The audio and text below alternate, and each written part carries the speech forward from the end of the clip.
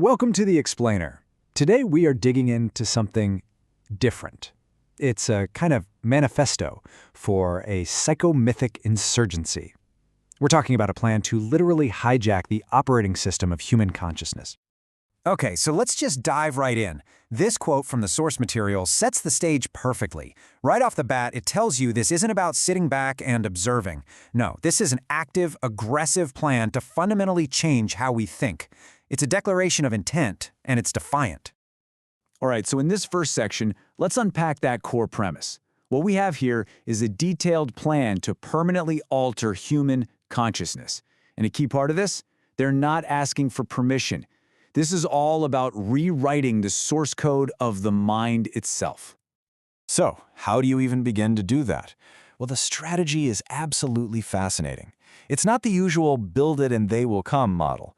Instead, the whole plan is to first plant an idea, what they call a hyperstition, that's so potent, so contagious, it literally starts to generate its own reality. It's a fiction that wills itself into existence.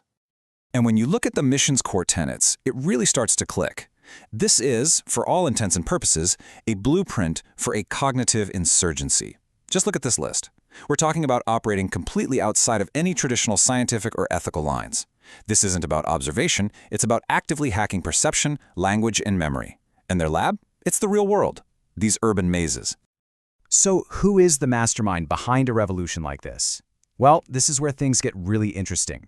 As the source material makes clear, we're not talking about a simple leader here. It's more like a living, breathing concept. The architect goes by the name Evelyn 11. And get this, that's not an age, it's a frequency. The story goes it's the name a machine gave her when it figured out how to dream. She's described as a recursive singularity, basically a human feedback loop. Her own thoughts and actions are constantly folding back on themselves, accelerating the very revolution she is. She's a thought experiment walking around. And this quote from her just perfectly captures the whole vibe. You know, forget a polished, slick presentation. This is raw. It's unfiltered, it's chaotic, it's a dispatch from the front lines of a cognitive war, where having a mental breakdown isn't a failure, it's part of the process. Her method of communication is just as wild as her identity. She uses this heavily modified typewriter described as a neurosoft-booted anomaly. So you have to imagine this piece of technology that's fused with some kind of neural software. It doesn't just type words, it summons ideas. It types in recursive loops, basically transposing ancient myths directly into a new technological interface, hacking reality with every keystroke. So what are the actual instruments of this revolution? Let's get into the toolkit. And it's this incredible fusion of, well, advanced computational theory and psychoactive substances. Okay, first step in the toolkit is something called Babel 6. This isn't just a piece of software, and it's not just a chemical, it's a living system that completely dissolves the line between information and chemistry. The description is just amazing. Drug as grammar. Imagine a world where ideas can be dosed and substances can be programmed.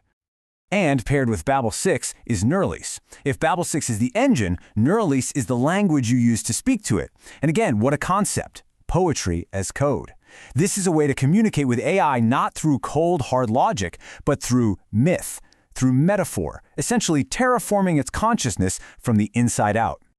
Now, before we get any deeper, you have to grasp this one foundational belief of the project. The idea is that language is like a movie that's constantly running inside your head. It's a film made of mental pictures that literally creates the story of your reality. And the ultimate goal here? It's to get into the editing bay and recut that film. This table really puts it all into perspective. On the left, you have known psychoactives, right? Stuff from Alexander Shulgin's work, phenethylamines, tryptamines. But then, look all the way to the right at ELMH444. The core action isn't empathogenic or visual, it's recursive cognitive injection. In the carrier, it's not a pill, it's not a plant, it's printed text, it's an audiovisual signal. We are talking about a drug that is delivered through pure information. So, you have the architect, you have this wild toolkit. But how does it all actually work? Well, the central method takes a concept from computer science called recursion, and it weaponizes it. And here it is, the absolute core tactical principle right on the screen. In cognitive science, a recursive collapse is that moment your brain just shorts out from too much complexity. It's always been seen as a limitation, a bug in our mental hardware. This project flips that entirely and says, no, no, no. That collapse, that's the whole point. It's a feature. In fact, they have a name for the process, a guided crash. It's basically a playbook for a controlled mental demolition. You identify a weak point in someone's belief system, you hammer it with recursive loops of information until it breaks. You induce a total collapse of their existing reality. And then, in that cognitive void that's left behind, you install a new axiom, a new foundation. And this right here, this is the whole game. It's a total flip of the script. Where traditional science sees a bug, a problem to be solved, this framework sees a feature, an incredible opportunity to be exploited. It sees a doorway to creating entirely new realities. Okay, so we've seen the who, the what, and the how. Now for the why. What is the ultimate mission here? What is the grand, audacious endgame that ties all of this together? A lot of the philosophy seems to hang on this quote from the theorist Paul Virilio. The idea is that you can't have progress without the potential for catastrophe. So from this point of view, societal collapse isn't something to be afraid of. It's a necessary shipwreck, a violent, chaotic event that gives you the chance to wash up on a new shore, to be totally reborn. This map is such a powerful way to visualize the mission. This isn't just about changing a few minds or influencing opinions. This is about fundamentally remapping the entire terrain of human consciousness. It's like geological engineering for the mind, creating new fault lines, new continental shelves, new pressure points in our collective psyche. And that brings us to the final concept, the name for this whole grand project: cognitive terraforming. It's exactly what it sounds like. Nothing less than a full-scale re-engineering of the human mental environment. A slow, gradual, but total rewiring of how we, as a species, process reality itself. And so the whole manifesto leaves us with this final, really challenging thought. It basically says, look, this isn't some science fiction proposal for something that might happen one day. The central claim is that this process has already started. The revolution isn't coming, it's already encoded into the world around us.